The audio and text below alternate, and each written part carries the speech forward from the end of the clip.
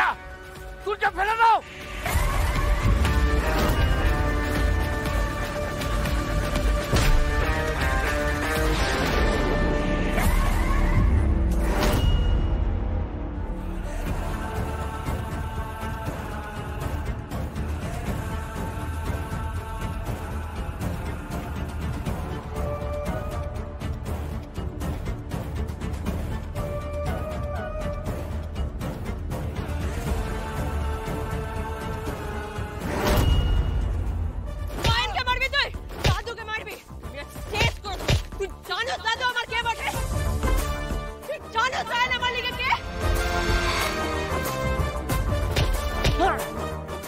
পারুল,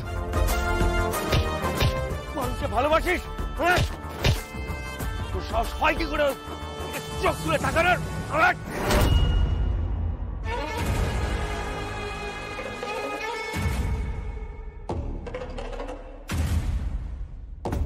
বহুদিন বহু ফাঁকি দিয়ে তুই বেঁচে গেছিস সূর্য। আজ তোর খেলা শেষ। অফিসার ওকে নিয়ে যান। চল চল যা, তোর খেলা শেষ সূর্য।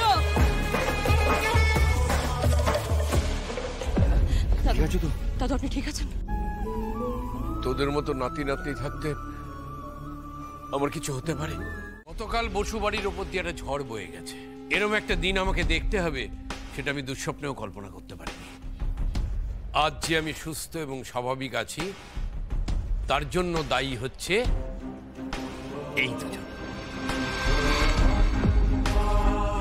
আমার দুই নয়নের মণি রায়ান আর পারুল দিদি না থাকলে আমি আজ বেঁচে থাকতাম না। অমন কথা তুমি বারবার করে বলো না, চুপ করো না। না সুরমা, এ কথা আমি বারবার করেই বলবো। আজ আমার গর্বের দিন।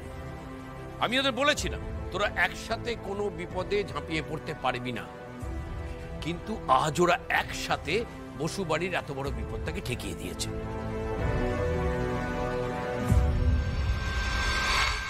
আজ আমি নিজের চোখে দেখেছি ওরা দুজন একসাথে থাকলে কি অসাধ্য সাধন করতে পারে। সে তো আমরাও বলি সব সময়।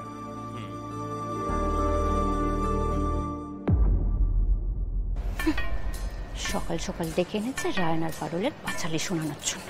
রায়ান এমনি আমাকে পছন্দ না করলে কি হবে, কিন্তু দাদুর গায়ে কেউ হাত দিলে ও কতটা অশান্ত উদ্দাম হয়ে উঠতে পারে সেটা আমি গতকাল দেখেছি।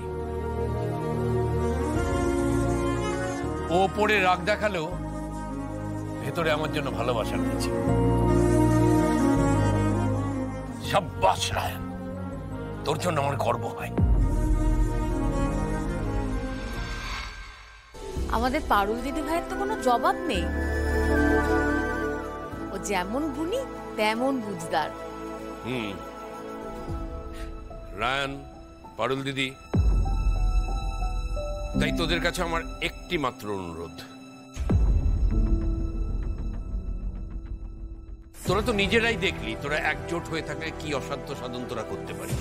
তাই তোদের দুজনকেই বলছি ডিভোর্সের ভাবনাটা মাথা থেকে বের করে দে।